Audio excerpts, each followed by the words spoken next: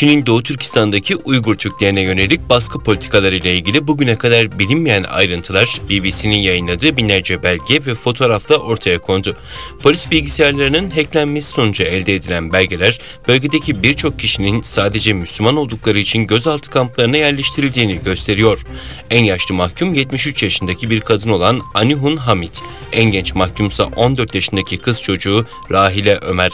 Sızdırılan belgelerde 2884 mahkumun fotoğraflarına da yer veriliyor. 23.000'e aşkın mahkum kaydı mevcut. Belgeler arasında çeşitli konuşmalar, fotoğraflar ve diğer içerikler de yer alıyor.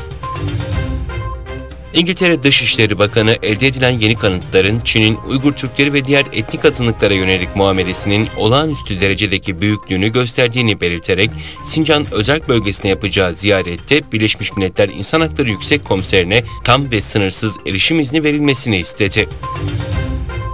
Doğu Türkistan'daki toplama kamplarında tutuldukları belirtilen Uygur Türklerinin yakınlarının Çin Büyükelçiliği önündeki nöbetine İYİ Partili yöneticiler ve milletvekilleri de destek verdi.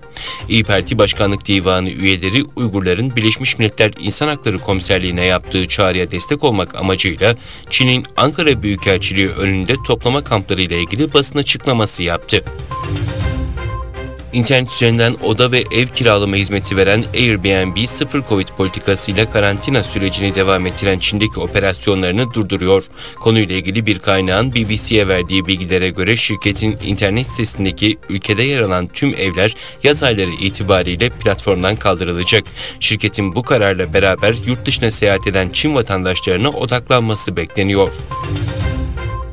ABD, Japonya, Avustralya ve Hindistan'ın yer aldığı dörtlü güvenlik diyaloğu Quad, Doğu ve Güney Çin denizlerinde statikoyu değiştirecek zorlayıcı ve tek taraflı eylemlere güçlü şekilde karşı çıktıklarını bildirdi. Quad liderleri ABD Başkanı Joe Biden, Japonya Başbakanı Kishida Fumio, Avustralya Başbakanı ile Hindistan Başbakanı Japonya'nın başkenti Tokyo'da Quad Liderler Zirvesi'nde bir araya geldi.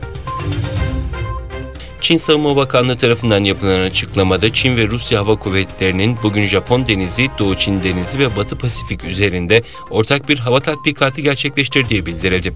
Açıklamada ortak stratejik devriyenin Çin ile Rusya arasındaki yıllık askeri işbirliği planının bir parçası olduğu ifade edildi.